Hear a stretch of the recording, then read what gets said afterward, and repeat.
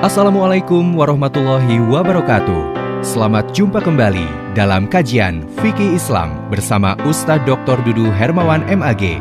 Kajian ini dimulai dengan membaca teks, menerjemahkan, dan menjelaskannya berdasarkan Al-Quran, hadis, dan pendapat mazhab. Jika ada pertanyaan, sampaikan di kolom komentar. Jangan lupa like, subscribe, dan share video ini. Selamat menyaksikan.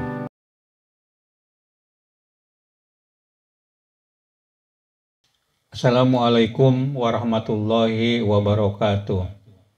Alhamdulillah, wassalatu wassalamu ala rasulillah wa ala alihi wa sahbihi wa mawalah, amma ba'du.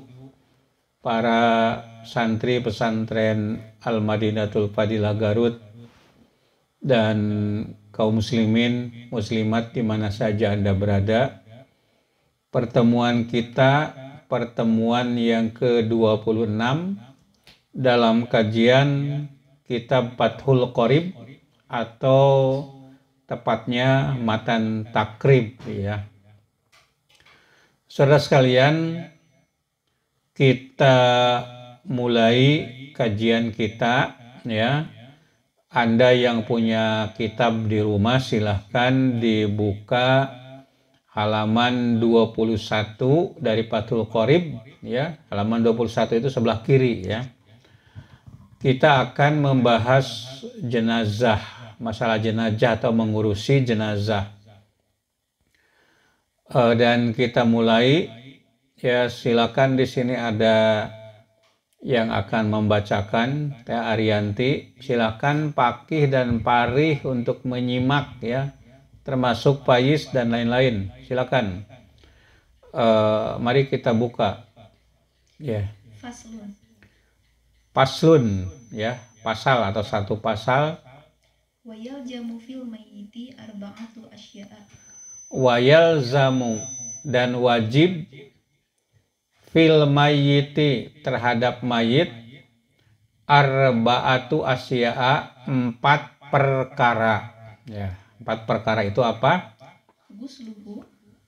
Gusluhu memandikannya, wa takfinuhu mengkapaninya,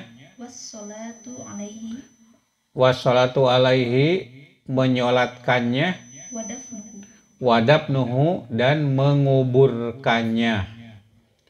Ya, jelas itu. Jadi ada yang wajib dilakukan oleh orang yang masih hidup terhadap orang yang sudah meninggal dunia. Wajibnya ini adalah wajib kifayah. Artinya tidak setiap individu wajib untuk menyolatkan. Kalau ada sebagian kaum muslimin yang menyolatkan, berarti yang lainnya itu gugur kewajibannya. Tapi kalau di satu kampung itu tak ada satupun yang memandikan, yang mengkapani atau menyolatkan dan menguburkan jenazah, nah berarti dosa dalam satu kampung itu, begitu ya. Nah itu yang disebut dengan wajib kifayah. Dilanjut, sekarang kita akan lanjutkan, silakan. Wasnani la yuksalani. Wasnani ada dua la yugsalani, tidak harus dimandikan. La yugsalani tidak dimandikan. Wala yusolli alaihima dan tidak disolatkan ya terhadap keduanya itu. Siapa itu yang tidak wajib disolatkan dan tidak dimandikan itu? Asyahidu fi ma'rikatil musyrikin. Iya, asyahidu fi ma'rikatil musyrikina. Orang yang mati syahid dalam memerangi orang-orang musyrik. Ya. Wasiqtul ladzi lam yastahilla sharihun. Ya, wasiqtul ladzi dan anak yang gugur alladzi lam yastahilla sharihun, yang tidak menjerit, tidak nangis terdengar begitu. Tapi ini ada kritik nih dari saya mungkin ya. Saudara sekalian, di dalam teks ini Abu Syuja, ya, Syekh Abu Syuja berpandangan bahwa ada dua yang tidak dimandikan dan tidak disolatkan. Yang pertama adalah orang yang mati syahid. Nah, ini sudah sepakat lah ya, karena di dalam hadis dikatakan orang yang mati syahid seperti orang-orang yang berperang pada waktu perang Uhud, pada waktu perang Badar, mereka itu tidak dimandikan dan juga tidak disolatkan. Nah, akan tetapi mengenai yang kedua, yaitu bayi yang dilahirkan karena gugur kandungan, ya, seperti pernah saya saksikan, ini keponakan saya sendiri melahirkan anak, ya, anaknya itu utuh tapi sudah meninggal dunia. Nah, itu di dalam kitab takrib ini tidak disolatkan dan tidak dimandikan, ya. La yugsalu wala yusallu alaihi atau wala sholata alaihi itu. Nah, jadi itu. Nah, kalau melihat hadis Nabi, hadisnya itu dari Mughirah bin Syu'bah, hadis riwayat Abu Daud, dikatakan wasiktu, ya, dan anak yang gugur, ya, mati karena gugur kandungan, ya, itu yusolli alaihi, itu disolatkan kepada keduanya dan kepada anak itu, dan orang tuanya didoakan wayud'a bil magfirah warohmah, dan didoakan agar orang tuanya itu mendapatkan magfirah dan rohmah. Nah, itu jelas ya, itu ada hadisnya ya, Abu Dawud dari Mughirah bin Syu'bah. Nah, jadi sekali lagi, anak kecil yang mati karena gugur di dalam kandungan itu dimandikan dan juga disolatkan. Itu berdasarkan hadis Nabi. Sekarang kita akan membahas tentang memandikan. Silakan Teh Arianti dibacakan. Silakan dibaca teksnya. Wa yughsalu mayyitu witron. Wa yughsalu al mayyitu witron. Wa yughsalu dimandikan al mayyitu mayyit, witron ganjil. Wa yakunu fi awwali ghuslihi sidrun. Ya, wa yakunu fi awwali ghuslihi sidrun, dan ada, ya, pada awal fi awali guslihi, pada awal memandikannya, sidrun, daun bidara. Ya, jadi tadi dikatakan memandikannya itu gimana? Wa yugsalul mayyiti witron. Ya, wa yugsalu al mayyitu witron, dimandikan ganjil. Nah, ganjil itu maksudnya 3 kali, ya, 5 kali, 7 kali, dan seterusnya. Katakan yang pertama disiram sekaligus digosok menggunakan daun bidara. Anda bisa lihat nanti di gambarnya daun bidara itu seperti apa, ada nggak di tempat kita tinggal itu. Nah, kalau tidak ada, boleh memakai sabun, begitu ya. Ya, jadi disiram, digosok, ya. Kemudian perutnya ditekan biar keluar kotorannya, biar bersih, ya, apa yang ada di perutnya. Nah, kemudian itu yang pertama, ya, pakai daun bidara atau pakai sabun. Nah, kemudian dilanjutkan yang kedua, begitu ya, dan seterusnya. Coba dilanjutkan. Wa fi akhirihi syai'un min kafurin. Dan pada akhir, nanti pada akhir basuhan, jadi dicampur dengan kapur barus, biar tidak biar tidak cepat menimbulkan aroma bau yang tidak sedap, begitu. Jelas itu ya cara memandikan. Sebetulnya banyak persoalan terkaitan dengan memandikan mayit, di antaranya yang memandikan itu diutamakan istrinya. ya, atau keluarganya, terutama anak-anaknya gitu. Makanya anak-anak kita itu diajari untuk memandikan jenazah agar ya yang memandikan nanti terhadap kita apabila meninggal dunia adalah anak-anak kita sendiri, bukan anak-anak tetangga begitu ya. Nah, itu kalau bisa saudara sekalian ya. Nah, kemudian apalagi tentang memandikan itu ya? Diawali dari yang kanan, anggota badan yang kanan ya, baru yang kiri begitu ya, dan seterusnya begitu. Nah, sudah. Kemudian dilanjutkan sekarang terkait dengan mengkafani. Coba Teh Arianti. Wa yukaffanu fi salasati aswabin bidin. Wa yukafanu bisbi ya wa yukafanu fi salasati aswabin bidin. Wa yukafanu, mayit itu dikapani ya, bi salasati aswabin bidin, dengan 3 kain bidin yang berwarna putih ya. Wa yukafanu bi salasati aswabin bidin, dikapani dengan 3 kain yang berwarna putih. Ya, terus Laisa fiha qamisun wala imamatun. laisa fiha yang tidak ada pada kain tersebut ya, komisun baju kurung, wala imamatun, dan tidak pula imamatun. Imamatun itu artinya tutup kepala. Begitu? Sampai di situ. Ya, sudah, itu bab mengkapani ya. Tapi di sini perlu dijelaskan ya, ini sangat singkat sekali. Untuk jenazah laki-laki dan jenazah perempuan itu berbeda. Kalau jenazah laki-laki tadi dikapani dengan 3 kain putih ya, 3 helai gitu. Nah, tetapi kalau untuk perempuan ini 5 ya.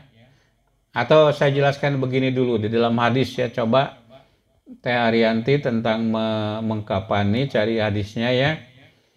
Hadis yang menjelaskan untuk laki-laki dan untuk perempuan ya. Untuk laki-laki ya dikapani dengan pertama kain baju gamisnya dipakaikan ya. Kemudian baru setelah itu kain putih yang berupa lembaran ya, 2 lembar berarti 3. Kalau sudah menemukan nanti disampaikan ya. Jadi kita supaya tidak berbicara hanya pendapat seseorang ya, tapi harus ada dalilnya, ada hadisnya. Nah, kalau untuk perempuan yang pertama itu dipakaikan kepadanya itu pengikat pinggang, bukan ikat pinggang ya. Kalau sekarang mungkin korset ya. Yaitu yang pertama. Kemudian baju kurungnya ya, dari yang baju kurung ya dipakaikan kepada perempuan. Kemudian setelah itu tutup kepala ya, 5 berarti ya, baru 4. Baru yang ketiga adalah sehelai kain itu tadi, begitu ya. Jadi ada 5 itu untuk perempuan. Jadi bukan hanya sekedar 3 helai saja. Antara laki-laki dengan perempuan itu berbeda. Berbeda juga orang-orang yang mati syahid. Ya, yang mati syahid itu kain kafannya itu juga apa yang dia pakai pada saat mati syahid. Ya, seperti halnya Nabi sendiri gitu. Jadi Nabi sendiri pada saat mau dimandikan oleh para sahabat, mereka itu bingung apakah baju beliau itu dilepas atau tidak gitu. Kemudian tiba-tiba mereka tertidur, kata Aisyah. Kemudian terdengarlah ada suara bahwa baju Nabi itu tidak dilepas. Jadi langsung saja dimandikan dengan memakai baju. Nah, kalau orang yang mati syahid ya, itu tidak dimandikan dan baju yang dipakai itulah yang kemudian dikuburkan bersama jasadnya, seperti itu. Ada Teh Haryanti? Ya, coba bagaimana hadisnya? Coba tolong dibacakan. An Laila binti Qanifis Saqafiyati. Ya, dari Laila As-Saqafi. Qalat. Dia Kuntu berkatakan, mimman ghassala Ummu Kulsumi. ya, kuntu aku adalah termasuk orang yang memandikan Ummu Kulsum. Binta Rasulullah. Ya, putri Rasulullah Shallallahu Alaihi Wasallam. Inda wafatiha wa kana awwalu ma. Tatkala wafatnya dan yang pertama kali dikapankan ya adalah Atona Rasulullah SAW hiqqo. iya, Rasulullah memberikan kepada kami al-hiqqo, yaitu tadi kalau kita itu korset mungkin ya. Ya. Summa dir'a, summa khimara. Iya, kemudian Adir'a itu baju kurung, kemudian tutup kepala, yaitu ya itulah imamah itu tadi atau khimar, ya kerudung. Summa bilhafata, summa udri. Iya, kemudian tadi lapisan-lapisan kain. Summa udrijat. Iya. Ba'da zalika fi thawbil akhari. Iya, kemudian menggunakan pakaian yang lain. Jadi jelas itu beda ya antara laki-laki dengan perempuan. Sudah jelas. Kalau yang untuk laki-lakinya ada. Itu barusan untuk perempuan. Jadi yang dikapani adalah Ummu Kulsum, putri Rasulullah Shallallahu Alaihi Wasallam. Itu untuk perempuan. Untuk laki-lakinya ada. An Ibni Abbasin radhiyallahu anhu. Iya, dari Ibnu Abbas dia mengatakan, Inna Rasulullah SAW. Ya, sesungguhnya Rasulullah Shallallahu Alaihi Wasallam. Kufina fi salasati aswabin. Ya, dikafani dengan 3 baju atau 3 kain. Qamisihil ladzi mata fihi hullatin najraniyatin. Iya, baju yang pertama, baju yang dipakai pada saat meninggal dunia. Ya, buatan Najran. Wal hulatu sauban. Iya, kemudian 2 baju ya khullah itu tadi. Jadi jelas ya. Saudara sekalian, itu saja mungkin untuk mengenai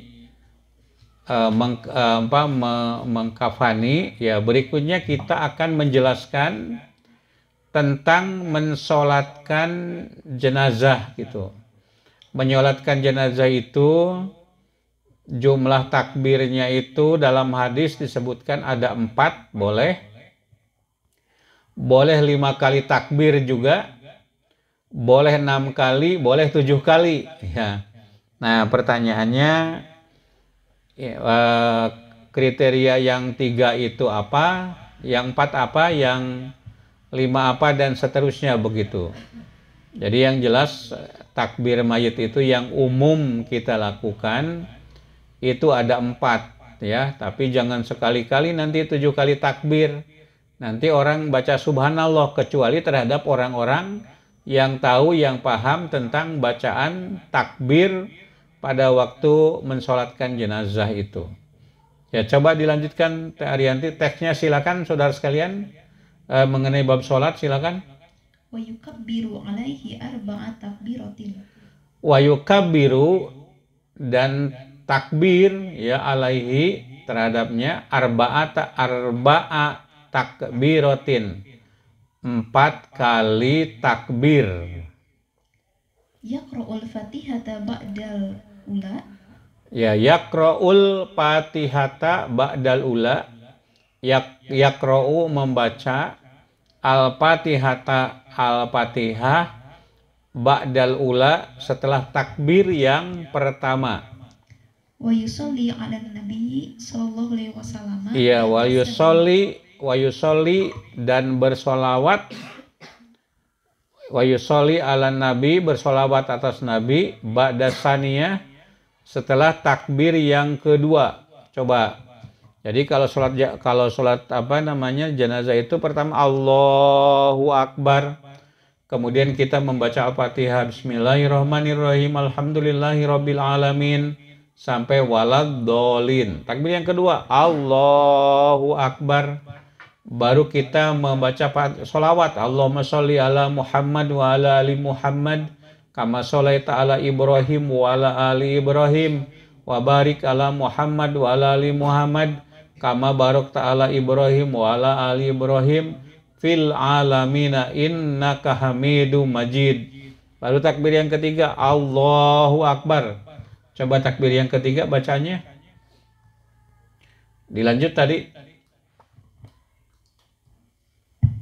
Wa yusolli ala nabi sallallahu alaihi wasallam. Seterusnya Pak. Iya, seterusnya. Wa yad'u lil mayyiti Wa yad'u lil mayyiti ba'da salisah, ya. Berdoa bagi mayit setelah takbir yang ketiga. Nah, ini yang ada di dalam kitab takrib itu doanya seperti ini. Coba silakan ditayangkan di sana. Gimana doanya? Allahumma inna hadza abduka. Ya Allah, inna hadza sesungguhnya ini abduka adalah hambamu. Wabnu abdaika dan anak dua hambamu. Kharaja dia keluar min rauhid dunya dari kenikmatan dunia. Wasa'atiha dan keleluasaannya atau apanya ya? Ya, keleluasaannya. Wa mahbubihi dan orang-orang yang dicintainya. Dan yang mencintainya, orang-orang yang mencintainya. Fiha di dunia ini ila zulmatil qabri kepada kegelapan kubur. Dan apa yang ada wama huwa dan apa yang dia akan temui, laqihi yang dia temui, apa? Yashhadun. Ya, mereka menyaksikan.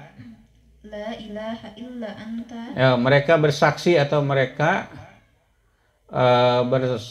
bersaksi asyhadu alla ilaha illallah, aku bersaksi bahwa tidak ada Tuhan selain Allah. Wahdaka la syarikalak.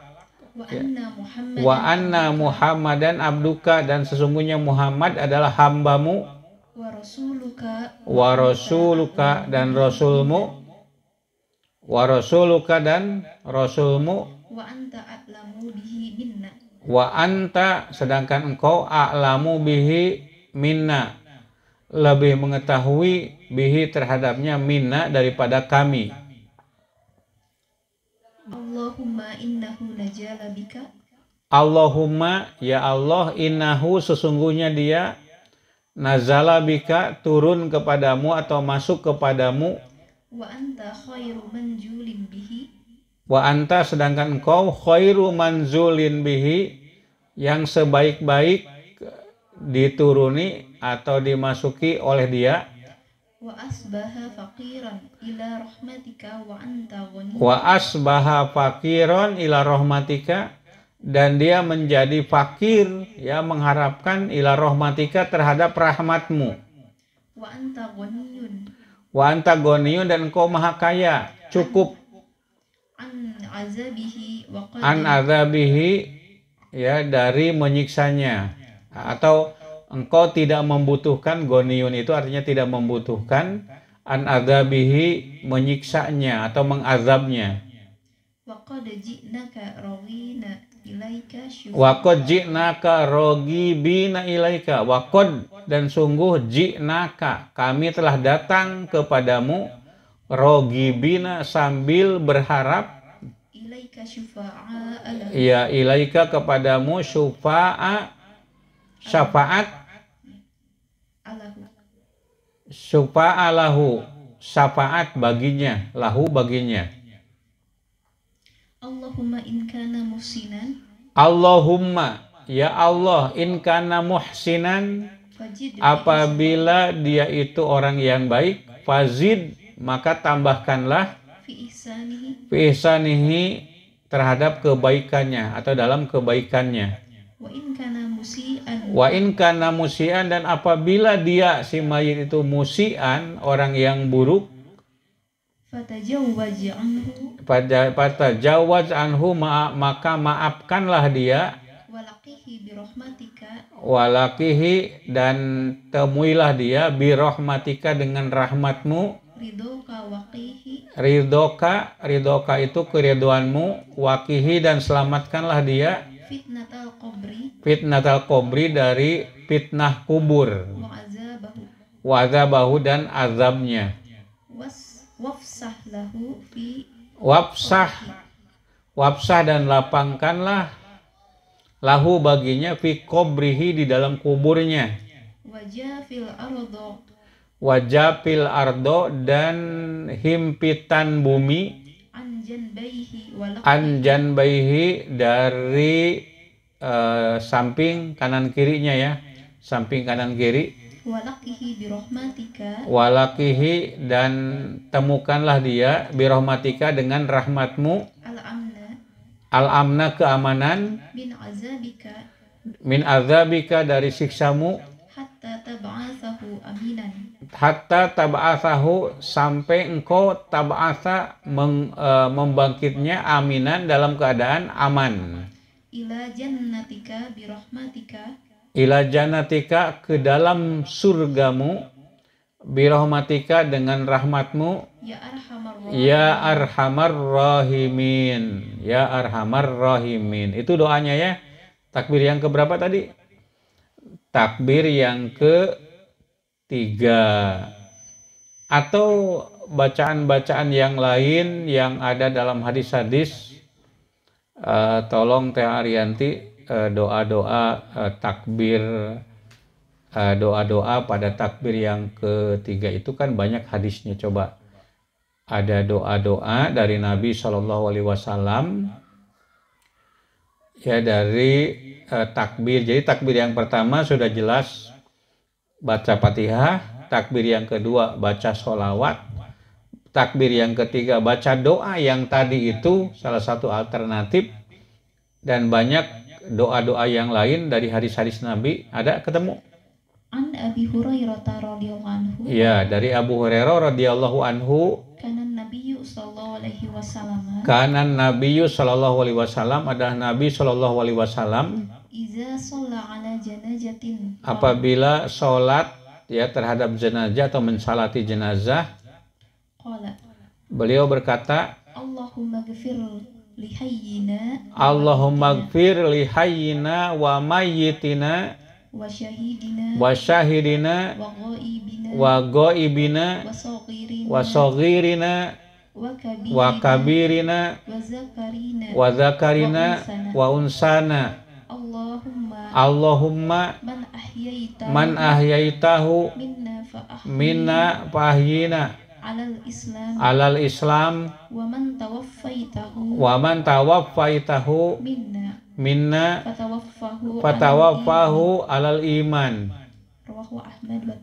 Rawahu Ahmad dan Tirmidzi. Kok nggak diterjemahkan barusan, ya?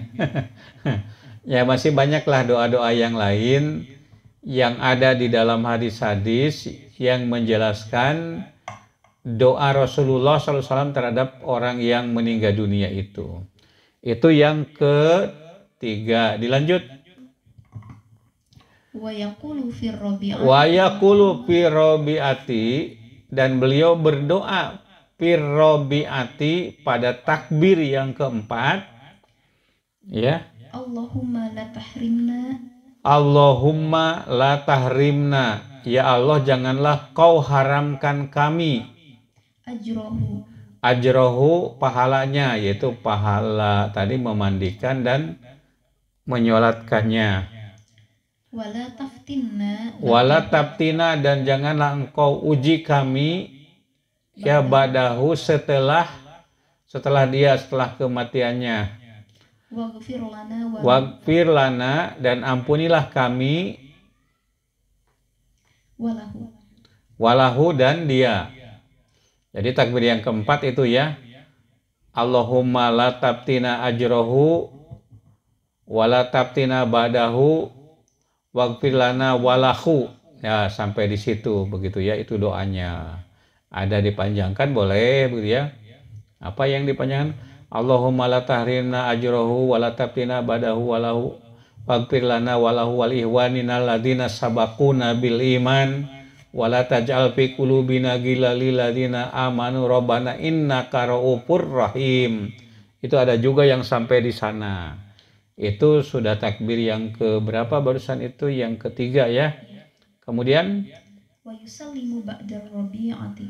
Wa yusallimu, dan memberikan salam setelah salam ya, ba'da rabi'at, setelah yang keempat ya, setelah takbir yang keempat begitu. Jadi itulah tata cara. Berarti bukan 4 sebetulnya, 5 berarti ya. Betul ya? Takbir yang pertama baca Fatihah. Takbir yang kedua membaca sholawat. Takbir yang ketiga membaca doa tadi yang sudah ditayangkan. Takbir yang keempat itu membaca apa tadi? Allahumma la tahrimna. Iya, dan seterusnya. Baru yang kelima itu membaca salam, atau setelah membaca doa tersebut tidak takbir lagi, langsung membaca salam. Sudahlah, mau 5, mau 6, mau 7 ada dalilnya. Nah, lalu apa yang dibaca gitu ya? Ya, doa-doa itu banyak doa-doanya ya yang bisa kita baca setelah kita membaca takbir-takbir itu begitu. Ya, dilanjut Teh Ariyanti. Silakan dilihat di teksnya ya. Silakan saudara sekalian. Ya, sekarang kita bab menguburkan ya. Wayudfanu, dan dikuburkan si mayit itu filahdin mustaqbilal kiblati. Filahdin, di dalam liang lahad, mustaqbilal kiblati, sambil menghadap kiblat. Wa yusallu min qibali ra'sihi birifqin. Apa? Apa? Wa yusallu min qibali. Wa yusallu min qibali ra'sihi rifqin birifqin. Apa tadi? Wa yusallu itu digolosorkeun tadi apa? Ya, dimasukkan itu dari arah kepalanya. Gimana nih? Jadi ini saya itu di belakang ini berarti arah utara ya. Sebelah itu utara. Nah, jadi dari mana dimasukkan? Berarti kakinya dulu dimasukkan dari arah kepala ya, ke arah sana, ke arah selatan ya. Ya, jadi coba diulangi. Wa yusalu, dan digolosorkeun teh apa bahasa Indonesianya? Dimasukkan aja ya. Dimasukkan ke dalam kubur dari arah. Iya, dimasukkan ke dalam kubur min kibali ro'sihi, dari alah kepalanya, birifkin, dengan lembut, pelan gitu. Ya, tidak dilemparkan begitu, pelan ya. Birifkin, terus wa yaqulul ladzi yulhiduhu. Ya, wa yaqulu, dan berkata alladzi yulhiduhu, yang menguburkannya. Bismillahi wala milati Rasulillahi Shallallahu alaihi wasallam. Coba ya, yang memasukkan jenazah itu mengatakan Bismillahi wa ala millati Rasulillahi Shallallahu alaihi wasallam, dimasukkan, kemudian disimpan di bawah. Lanjutkan coba. Wayudja'u dan dibaringkan si mayit fil qabri di dalam kuburan. Ba'daan yu'ammaqo setelah didalamkan, digali dalam, amak itu dalam, yu'ammaqu didalamkan. Ya, terus komatan setinggi orang berdiri. Komatan itu maksudnya setinggi orang berdiri. Wabastotan dan orang itu begini, rangahnya apa namanya? Ini apa ini? Apanya, Pak? Ya, jadi tingginya tangan dikeataskan begini ya. Jadi si kuburannya itu dalamnya setinggi badan. Ini saya itu tinggi 170 ditambah segini nih. Mengangkat tangan. Ya, jadi mengangkat tangan itu kira-kira 40. Berarti kalau kuburan saya itu 110 cm gitu ya. 210 cm gitu. Ya, jadi kira-kira kalau dalamnya kuburan itu setinggi orang berdiri, ya ditambah mengangkat tangan begini. Ini saya mengangkat tangan itu kira-kira 40 sentian gitu. Ya. Jadi 210 cm begitu. Terus wayustahul qabru sebentar. Wayustahul qabru, dan yustahu itu artinya ditinggikan. Apa itu al-qabru? Kubur. Jadi setelah dimasukkan ke liang lahat, si jenazah itu diarahkan ke arah kiblat ya, agak masuk ke liang lahat itu. Dikatakan liang lahat itu apa artinya? Lahat itu dibengkokkan gitu. Jadi kalau ini lurus kan, nah itu lurus, kemudian yang ke arah kiblatnya dibengkokkan ke sedikit gitu, supaya jenazah masuk ke dalamnya gitu. Nah kemudian setelah itu dikubur, kuburan itu ditinggikan sedikit. Wayustahul qabru, kubur itu ditinggikan. Wala yubna ilaihi ya. Alaihi wala yubna, dan tidak boleh ada bangunan dibangun alaihi di atas kuburan itu. Wala yujassasu, dan tidak boleh ditembok. Ini jelas ya, di dalam kitab ini tidak dikatakan tidak boleh dibangun. Kita lihat banyak kuburan-kuburan itu dibangun begitu ya, sehingga banyak orang yang memuja-muja di kuburan itu. Saya pernah berkunjung ke kuburan Kiai Haji Ahmad Dahlan. Itu tidak seperti itu kuburannya ya. Tokoh-tokoh tidak itu. Lalu pertanyaan, bagaimana dengan kuburan Rasulullah gitu? Rasulullah itu kan bukan berarti Rasulullah itu dikubur kemudian dibuat bangunan di atasnya. Tapi Rasulullah itu dikubur di dalam rumah. Karena para nabi itu dikuburkan di rumah di mana dia meninggal dunia. Karena meninggal dunianya di rumah itu, di rumah Aisyah, maka Rasulullah itu dikubur di dalam rumah. Bukan bangunan itu, bukan bangunan baru begitu ya. Dan tidak boleh wala yujassasu, tidak boleh ditembok. Ya, kita hanya menyampaikan peringatan saja begitu, karena apa yang ada itu ada juga di dalam hadis ya. Ditinggikan, paling tinggi itu sejengkal gini. Paling tinggi ya. Kuburan itu ditinggikan paling itu sejengkal. Tidak boleh dibangun ya, dan tidak boleh ditembok begitu. Coba dilanjutkan. Wala ba'sa bil bukai. Wala ba'sa dan tidak berdosa bil bukai menangis. Alal mayiti terhadap mayit. Min ghairi nauhin. Min ghairi nauhin tanpa meratap. Ya, nauhin itu meratap. Jadi menangisi mayit itu boleh. Tapi ada hadis yang mengatakan begini, udibal mayitu bibukai alihi. Mayit diadab karena tangisan keluarganya. Nah, kalau begitu itu bagaimana? Padahal di dalam ayat Al-Quran, ala tajiru wajiratun wijra uhra, bahwa pendosa itu tidak akan disiksa karena dosa orang lain. Nah, jadi ini kok mayit diadab karena tangisan keluarganya. Yang nangis keluarganya kok yang diadab itu mayit.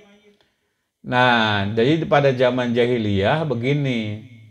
Orang-orang yang sudah tua itu bilang, nanti kalau aku mati, kamu nangis semua. Karena akan menjadi kebanggaan kalau si mayit itu ditangisi. Nah, kemudian dibayar orang itu ya. Jadi yang menangisi itu dibayar gitu. Jadi ada tangisan bayaran, ada keprok tangan bayaran, ada sorak bayaran, dan lain-lain.